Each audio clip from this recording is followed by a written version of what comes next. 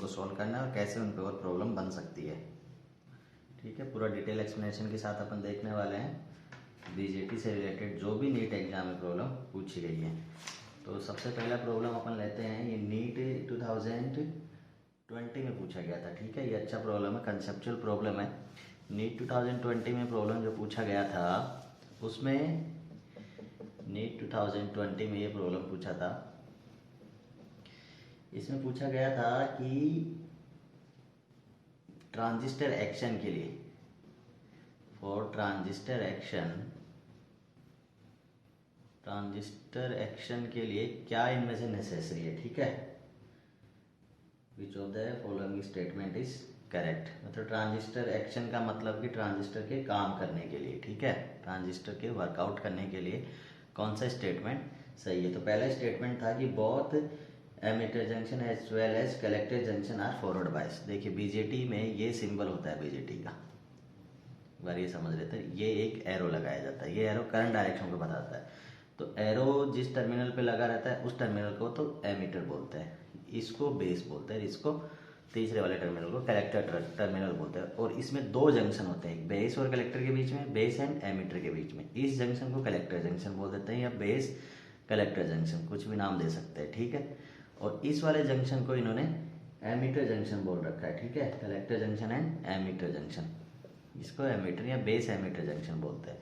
तो ये बोल रहा है कि दोनों जंक्शन, बहुत ही junction must be forward bias, ये दोनों जंक्शन फॉरवर्ड बायस में होने चाहिए तभी बीजेटी काम करेगा। ऐसा नहीं है, जब ये दोनों जंक्शन फॉरवर्ड बायस में होंगे तब BJT will be in saturation region, BJT will be in saturation region. ये अपने काम की चीज़ है कि जब दोनों जंक्शन फॉरवर्ड बायस में होते हैं तो बीजेटी सैचुरेशन रीजन में होता है, जो दोनों जंक्शन रिवर्स बायस में होते हैं तो बीजेटी कट ऑफ रीजन में होता है। ये देख लेते हैं अपन, कट ऑफ रीजन में होता है। यहाँ पे इससे रिलेटेड भी प्रॉब्लम बन सकता है। और जब एमीटर जंक्शन, जो नीचे वाला junction, it is in forward bias, emitter junction forward bias and collector junction in reverse bias, तब ये होता है एक्टिव रीजन में। ठीक है, एक्टिव रीजन, ये एक्टिव रीजन में होगा। इसका इसी प्रॉब्लम के साथ ये चीज़ें अपन ने डिस्कस कर ली कि कौन सा, ये दो जंक्शन है, कलेक्टर जंक्शन, एमिटर जंक्शन, तीनों टर्मिनल को पहचानना है। कौन सा जंक्शन, ये दोनों जंक्शन अपने को दिए हुए होंगे कि ये जंक्शन फॉरवर्ड बायस है, रिवर्स बायस है। जब ये जंक्शन फॉरवर्ड बायस है तब बीजेटी का जो ऑपरेटिंग रीजन है, बीजेटी तीन रीजन में काम करेगा। ठीक है, saturation region, cut off region and active region. Active region, cut off region and saturation region. Saturation region में क्या होगा, दोनों जंक्शन फॉरवर्ड बायस में होने चाहिए। कट ऑफ रीजन में दोनों जंक्शन रिवर्स बायस में। एक्टिव रीजन में क्या होगा, ऊपर वाला जो जंक्शन है ये रिवर्स बायस में एंड जो नीचे वाला जंक्शन है दैट इज इन फॉरवर्ड बायस में। इन सैचुरेशन और कट ऑफ रीजन में जब काम करता है, ये कब काम करता है, तब ये एज ए स्विच काम करता है, as a switch, open on और ऑफ का तरह काम करता है। इस वाले रीजन में एज ए एम्पलीफायर काम करता है। तो ये बीजेटी का अपन ने बेसिक चीज़ें और भी डिस्कस कर ली इसके साथ, कब ये एम्पलीफायर काम करेगा, कब एज ए स्विच काम करेगा, कब ये saturation region, cut off region, active region, तीन इसके ऑपरेटिंग रीजन है, तीन इसके टर्मिनल है, इसमें दो जंक्शन होते हैं, फॉरवर्ड बायस और रिवर्स बायस अपने को मालूम पड़ जाएगा कि ये कब होगा, ये जब एन है, ये पी है, ये एन है। तो पी टू एन जो वोल्टेज है वो अगर ग्रेटर देन जीरो होगा तो ये जंक्शन फॉरवर्ड बायस में होगा, और ये लेस देन जीरो तो रिवर्स बायस में होगा। तो रिवर्स बायस में होगा और ये नीचे वाला फॉरवर्ड बायस में होगा तब ये एक्टिव रीजन में होगा। दोनों रिवर्स बायस में होंगे तब ये कट ऑफ रीजन में होगा। दोनों फॉरवर्ड बायस में होंगे तब ये सैचुरेशन रीजन में होगा। और इन दोनों रीजन में ये एज ए स्विच काम करता है। कट ऑफ रीजन में एज ए ओपन सर्किट और सैचुरेशन रीजन में एज ए शॉर्ट सर्किट, मतलब ऑन स्विच और ये ऑफ स्विच, ऑन और ऑफ की तरह काम करता है। तो एज ए स्विच, इसमें एज ए एम्पलीफायर की तरह काम करता है, जो अपना इनपुट है उसको एम्पलीफाई करके एज ए आउटपुट में देता है। ठीक है, ये अपना पहले स्टेटमेंट के लिए क्लियर हो गया चीज़ें। तो ये नेसेसरी एक्शन नहीं है कि बीजेटी का दोनों जंक्शन का फॉरवर्ड बायस में होना बीजेटी का काम करने के लिए नेसेसरी कंडीशन नहीं है। तो दूसरे स्टेटमेंट देखते हैं। दूसरे स्टेटमेंट है कि base reason must be thin और लाइटली डॉप। ये है नेसेसरी एक्शन, क्योंकि ये अपने को समझना पड़ेगा। अब इसमें होता क्या है, ये देखो, ये इसका रीजन है ऐसे, ठीक है, ये इसमें तीन रीजन होते हैं, इसको बेस बोलते हैं, इसको एमीटर बोलते हैं, इसको कलेक्टर बोलते हैं। ये इनका इंटरनल स्ट्रक्चर है। अब जो इसमें जब ये base base emitter junction forward बायस में होता है तो क्या होता है, इसमें इधर से जो मेजोरिटी कैरियर है, जैसे मान लो ये एन पी एन ट्रांजिस्टर अपना, ठीक है, तो एन में क्या होंगे इलेक्ट्रॉन, ये मेजोरिटी कैरियर है, ये पॉजिटिव इनको पुश करेगा तो ये इधर मूव करेंगे, ठीक है। ये एन पी एन है तो यहाँ पे जो इलेक्ट्रॉन हैं ये इधर मूव करेंगे, यहाँ पे मेजोरिटी में होल्स हैं, इधर तो कुछ होल यहाँ रिकम्बाइन हो जाएंगे, बाकी इलेक्ट्रॉन यहाँ पहुँच जाएंगे, ठीक है, और ये इलेक्ट्रॉन इधर आएंगे। तो ऐसे इसमें करंट का फ्लो होगा, ठीक है। अब क्या है कि अगर मेरा बेस का जो विड्थ है, बेस का जो विड्थ है वो एमीटर की विड्थ से एंड कलेक्टर की विड्थ से कम होना चाहिए। क्यों? क्योंकि अगर बेस का विड्थ ज़्यादा होगा तो यहाँ पे जो मेजोरिटी में होल है वो जो एमीटर की साइड से इलेक्ट्रॉन आ रहे हैं उनके साथ रिकम्बाइन कर लेंगे, अगर विड्थ ज़्यादा रहा तो। अगर कम विड्थ है तो वो सटाक से इसको पार कर जाएंगे, तो यहाँ पे रिकॉम्बिनेशन रेट कम होगा। रिकॉम्बिनेशन रेट कम होगा तो यहाँ पे मोर नंबर ऑफ इलेक्ट्रॉन अपने को मिलेंगे, उससे अच्छा वो करंट का वैल्यू इंक्रीज होगा, तो करंट फ्लो होगा, तभी बीजेटी एक्शन में आएगा, ठीक है। यहाँ से यहाँ चार्ज कैरियर जब पहुँचेंगे तभी बीजेटी एक्शन में आएगा। तो ट्रांजिस्टर के एक्शन के लिए ये वाली कंडीशन जरूरी है कि बेस का जो विड्थ है वो सबसे कम होता है। इसका ऑर्डर ये होता है, बेस का विड्थ, देन एमीटर का विड्थ, देन कलेक्टर का विड्थ। कलेक्टर का विड्थ सबसे ज़्यादा होता है क्योंकि यहाँ से आने वाले चार्ज कैरियर को ये कलेक्ट करता है, तो इसको एरिया ज़्यादा चाहिए, ठीक है। और जो डोपिंग का लेवल है वो एमीटर का, देन कलेक्टर का, देन बेस का, ये डोपिंग लेवल होता है। तो डोपिंग लेवल इसका सबसे कम और विड्थ भी इसका सबसे कम होता है, ठीक है। तो ये इसका सही आंसर हो जाएगा। फिर थर्ड ऑप्शन था कि तीनों रीजन का सेम डोपिंग और सेम एरिया। चौथा ऑप्शन ये था सेम एरिया भी नहीं होता है, इनका सेम विड्थ भी नहीं होती है, विड्थ भी अलग अलग, विड्थ का ऑर्डर ये है, डोपिंग का ऑर्डर ये है। तो ये तीसरा और चौथा स्टेटमेंट गलत हो गया, दूसरा स्टेटमेंट करेक्ट आंसर हो जाएगा इसका, ठीक है। तो ये प्रॉब्लम सोल्व आउट हो गई अपनी, सेकंड ऑप्शन आएगा इसमें, अपन ने सब कुछ देख लिया।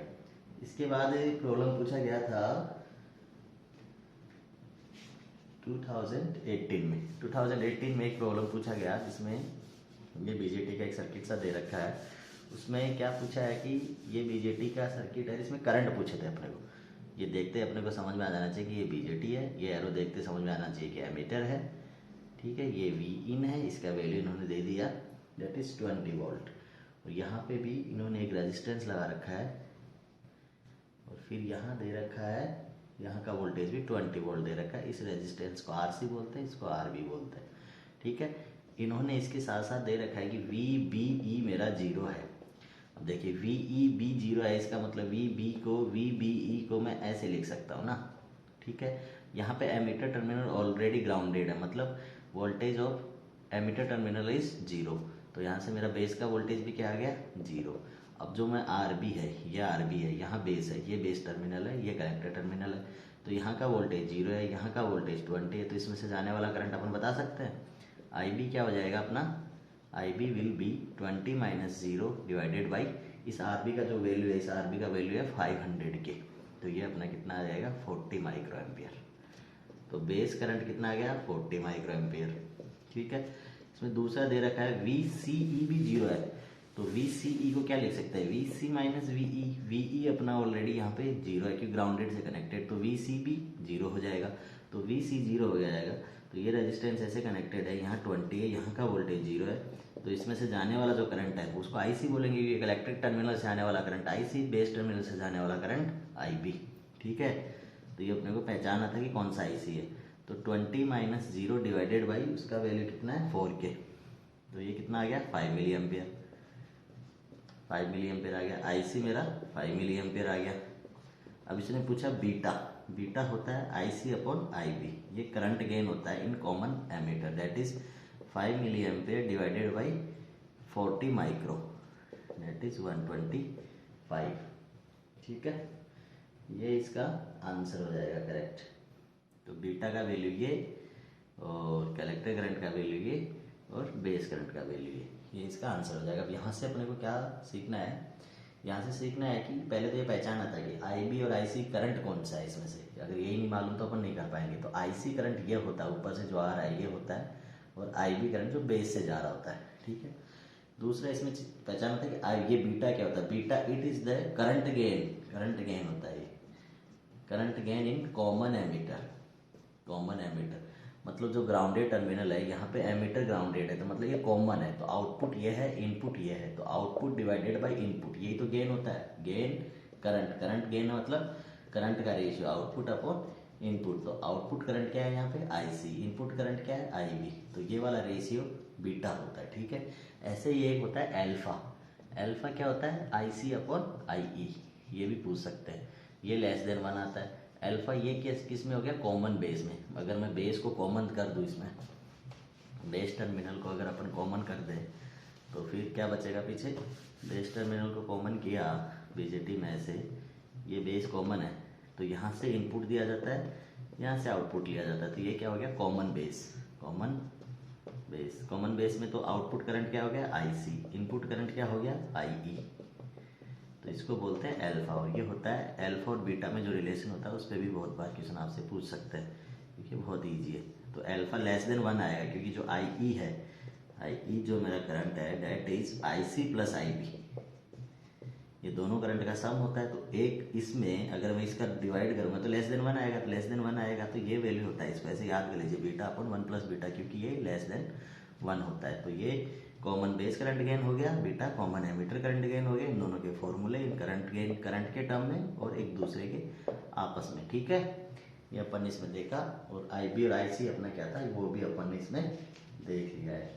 अब इसका जो नेक्स्ट प्रॉब्लम है वो पूछा गया था 2017 में, तो 17 में क्या पूछा था इन्होंने, 17 में पूछा था कि मेरा कॉमन एमीटर ऑडियो सिग्नल, इसमें पूछा था voltage gain and power gain पूछा था, और दे क्या रखा है, दे जो रखा है इसमें दे रखा है कि resistance of the collector R C, R C दे रखा है 3 kilo ohm, resistance of the collector, current gain दे रखा है, कॉमन एमीटर में current gain that is 100, common emitter दे रखा है उसमें करंट गेन बीटा होता है वो 100 है, और बेस रेजिस्टेंस दे रखा है दैट इज 2 किलो ओम।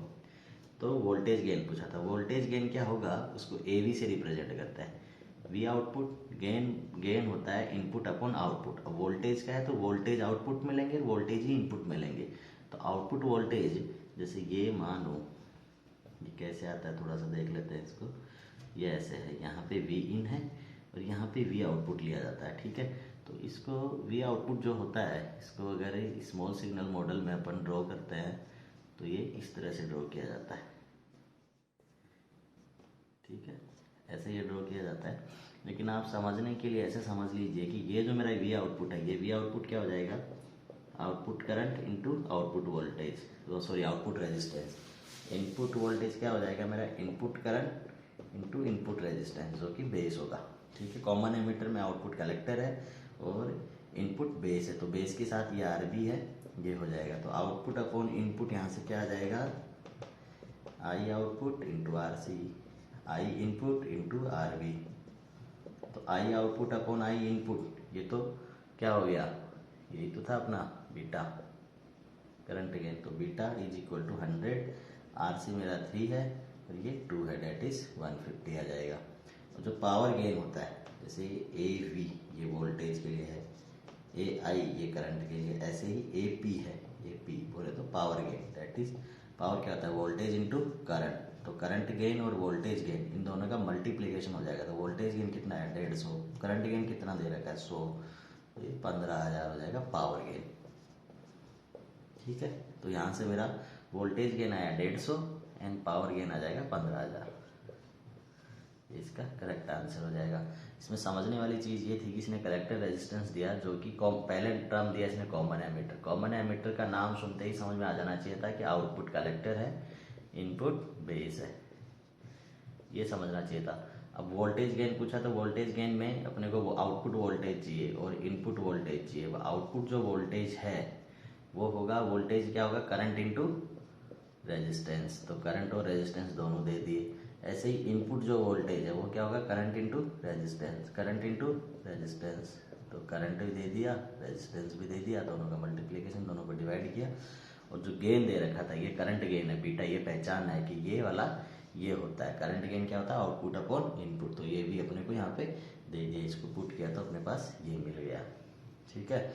चीज़ें मतलब जैसे जैसे एक प्रॉब्लम में कोई नाम होता है, जैसे कॉमन एमीटर, तो कॉमन एमीटर का नाम सुनते ही दिमाग में क्लिक करना चाहिए कि हाँ ये इसमें आउटपुट ये होगा, इनपुट ये होगा। आपकी मैंने सारे नंबर ऑफ प्रॉब्लम देखे, उन सब में इतना ही पूछा गया, बस नाम दे दिया, गेन पूछ लिया।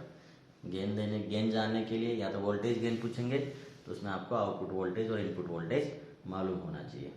ठीक है।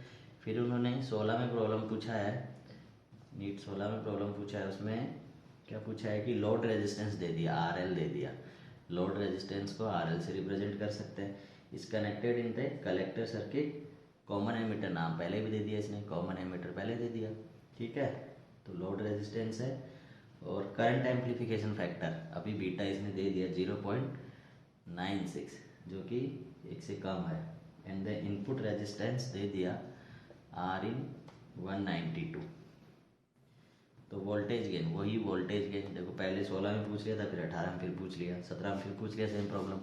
तो V output upon V input, same V output क्या होगा, I output R output, I input R input, I output और आई, ये जो करंट का रेशियो है ये क्या है, बीटा, बीटा 0.96। आर आई और आउटपुट क्या होगा, लोड रेजिस्टेंस या आउटपुट रेजिस्टेंस हो जाएगा, और इनपुट रेजिस्टेंस 192, ये अप्रोक्सीमेटली 4 के इक्वल आएगा। तो ये तो हो गया वोल्टेज गेन। फिर उन्होंने फिर पूछ लिया power gain, that is current gain into voltage gain, that is 0.96 into 4, that is 3.84। तो ये सेम प्रॉब्लम 16 में पूछ के इन्होंने 17 में सेम प्रॉब्लम पूछा, वोल्टेज गेन और पावर गेन का। ठीक है। तो ऐसे रिपीट होती है सारी प्रॉब्लम। तो यहाँ पे अपने को कुछ नहीं करना था, सेम यही चीज़ निकालनी है, वोल्टेज गेन निकालना है। गेन का मतलब आउटपुट अपॉन इनपुट किसका, वोल्टेज का। यहाँ पे वोल्टेज है, इधर भी वोल्टेज लेना है। आउटपुट वोल्टेज निकालने के लिए करंट एंड रेजिस्टेंस लगेगा, करंट एंड रेजिस्टेंस लगेगा दोनों के लिए। करंट का वैल्यू नहीं दे रखा, लेकिन इनका रेशियो दे रखा है, रेशियो ये वाला रहा, ये देखना है कॉमन एमीटर में। ठीक है। इससे चीज़ें इस टाइप के 5-7 प्रॉब्लम सोल्व करेंगे तो इजीली आपको आने लगेंगी। फिर एक प्रॉब्लम पूछा इन्होंने 15 में इन्होंने क्या पूछा है कि मेरा वी इनपुट दे दिया। इस बार वी इनपुट डायरेक्टली इन्होंने दे दिया अपने को। ठीक है। तो यहाँ से एक चीज़ और समझ में आई अभी, और करंट गेन भी दे दी, वो सॉरी वोल्टेज गेन भी दे दिया इस बार, तो ए भी दे दिया डायरेक्ट। तो बढ़िया हो गया ये काम। तो V output upon V input, यही तो होता है ए वी का फॉर्मूला।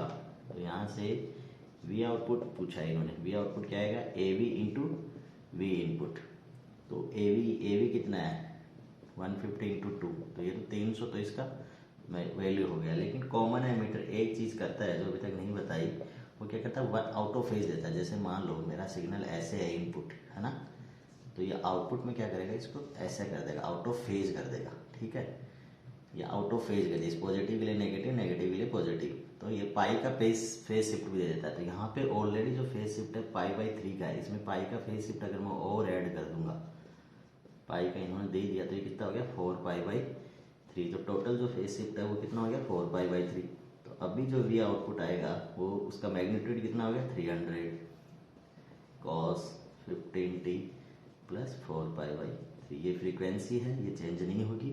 गेन इसने एम्पलीट्यूड चेंज कर दिया, यहाँ पाई का फेज शिफ्ट अपन ने ऑलरेडी ऐड कर दिया इसमें। तो 300 मैग्नीट्यूड के साथ इसमें 2 ऑप्शन थे, लेकिन अपने को एक ऑप्शन में इन्होंने फेज π/3 दे रखा है, दूसरे में 4π/3 दे रखा है। तो 4π/3 फेज जहाँ दे रखा है वो वाला ऑप्शन करेक्ट होगा, कि common ammeter out of phase output देता है। कॉमन एमीटर में पाई का फेज शिफ्ट आउटपुट में ऐड कर देता है ये। ठीक है। ये चीज़ याद रखनी है। इस पे एक ही बार क्वेश्चन आया अभी, तो आगे भी इस पे आ सकता है। ऐसे इनपुट दे देंगे, गेन निकालने को लिए भी दे देंगे, गेन निकालने के बाद पाई का फेज शिफ्ट भूल जाएंगे, लेकिन अपने को ध्यान रखना है कि वो आउट ऑफ फेज देगा। तो पाई का phase shift final phase shift में अपने को ऐड करना है। ठीक है। नेक्स्ट इसमें जो क्वेश्चन पूछा गया है वो ये पूछा गया है कि नेक्स्ट इसमें ये हो गया, ये हो गया, ये हो गया क्वेश्चन। हाँ, ये पूछा है इसमें, फिर से वही पूछा है। कलेक्टर रेजिस्टेंस दे दिया RC 2K, कॉमन एमीटर नाम ले लिया, CE बोल दिया इन्होंने पहले, output collector, input base resistance भी दे दिया RB उनके, और करंट एम्पलीफिकेशन फैक्टर इसमें बीटा होता है वो भी दे दिया। तो इनपुट सिग्नल पूछा इस बार, ठीक है। इनपुट सिग्नल पूछा और कलेक्टर आउटपुट कलेक्टर वोल्टेज भी दे दिया, डेट इज 2 वोल्ट, ठीक है। तो base resistance, current amplification factor, current amplification factor beta is equal to I output upon I input. I output क्या होगा, V output upon R output. V output कितना है 2, are ये भी 2K है, तो ये कितना हो गया 1 मिली एम्पियर। तो यहाँ से आई आउटपुट 1 मिली एम्पियर आ गया, तो मैं आई इनपुट निकाल सकता हूँ 1 डिवाइडेड बाई 100, ये हो गया आई इनपुट। और वी इनपुट क्या हो जाएगा, I input into R input. R input ये है ही अपना बेस वाला, ये आर इनपुट, ये आर आउटपुट। तो 1 डिवाइडेड बाई 100 इंटू 1K,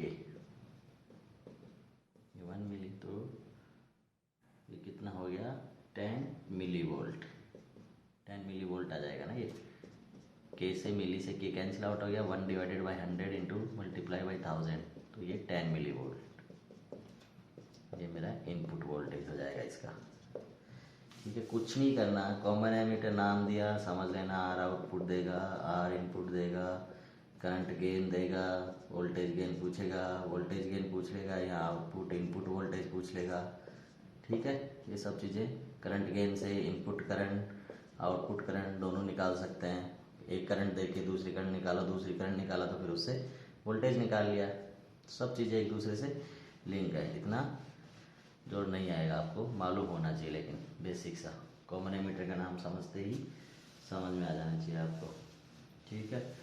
फिर इसने 12 में पूछा, फिर से एक प्रॉब्लम उसमें दे दिया बेस रेजिस्टेंस, इनपुट रेजिस्टेंस दे दिया, आर इनपुट दे दिया 100 ओम इनपुट रेजिस्टेंस है। बेस करंट चेंज हुआ तो चेंज इन बेस करंट ये दे दिया, डेट इज 40 माइक्रो एम्पियर। और चेंज इन कलेक्टर करंट भी दे दिया 2 मिली एम्पियर। कॉमन एमीटर में काम कर रहा है, लोड रेजिस्टेंस दे दिया, डेट इज आर आउटपुट बोल सकते हैं अपन जिसको 4 किलो। तो इसने पूछा वोल्टेज गेन क्या होगा, तो अपने को यहाँ पे अभी करंट गेन डायरेक्टली नहीं दिया, तो करंट गेन को अपन क्या लिखते थे IC अपॉन IB, और इसको change in IC upon change in IB भी लिख सकते हैं, ठीक है। ऐसा लिख सकते हैं, ऐसा होता है। तो beta is equal to 2 milli divided by 40 micro, तो ये कितना आया 240 इंटू 1000, कैंसिल आउट, 25 2 50 आ गया। यहाँ से अपना ये 50 आ गया। यहाँ बीटा इन्होंने दे नहीं रखा, बीटा अपने को निकालना पड़ा है, बाकी तो अब ए भी हो ही जाएगा। वी आउटपुट सेम क्वेश्चन पूछे गए हैं हर बार, that is I output, R output, I input, R input. ये रेशियो मालूम है, बीटा होता है 50, आई आउटपुट, आर आउटपुट कितना है 4K, वो कितना है 100 ओम है, तो 50 इंटू 4000 डिवाइडेड बाई 100, 520 2000 आ जाएगा, ठीक है। तो ए वी इसका जो वोल्टेज गेन है डेट विल बी 2000। इजी था, सब जगह वही कंसेप्ट है, ये वाला ही। वी आउटपुट निकालना है, वी आउटपुट को क्या लिखेंगे I output into R output, V input को I input into R input. तो ये वाला प्रॉब्लम भी हो गया। इसके अलावा बीजेटी से रिलेटेड और कोई प्रॉब्लम है देख रहा हूँ इसमें, हाँ ये है, वोल्टेज गेन दे रखा है, इनपुट इम्पीडेंस दे रखा है, आउटपुट इम्पीडेंस दे रखा है, देन अपने को पावर गेन पूछा है इसमें, ठीक है। वोल्टेज गेन दे दिया, ठीक है। तो वोल्टेज गेन अपना क्या होता है, अभी जैसे अपन ने देखा यही तो होता है voltage gain, R output R input. तो वोल्टेज गेन यहाँ पे दे दिया इसने, वोल्टेज गेन कितना दिया है 50 दे दिया।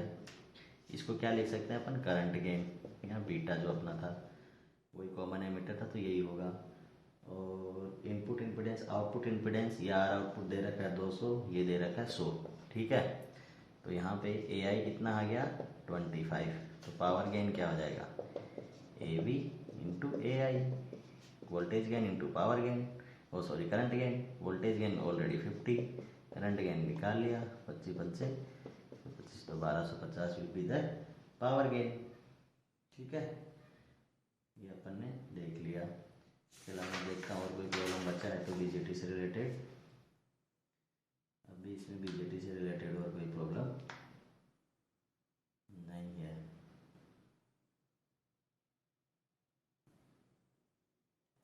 बीजेटी से रिलेटेड अभी कोई भी प्रॉब्लम नहीं बचा, अपन ने बीजेटी से रिलेटेड सारी प्रॉब्लम डिस्कस कर ली। तो इन प्रॉब्लम को डिस्कस करने के बाद अपने को एक चीज़ समझ में आएगी बीजेटी में अपने को क्या पढ़ना है। ठीक है, ये एक बार डिस्कस कर लेते हैं। सारी प्रॉब्लम अपन ने डिस्कस कर ली, इसके बाद अपन देखते हैं कि बीजेटी में पढ़ना क्या अपने को, है ना। तो बीजेटी में जो मोटा मोटा अपने को पढ़ना है दैट इज, एक तो बीटा मालूम होना चाहिए, that is current gain, I output upon I input.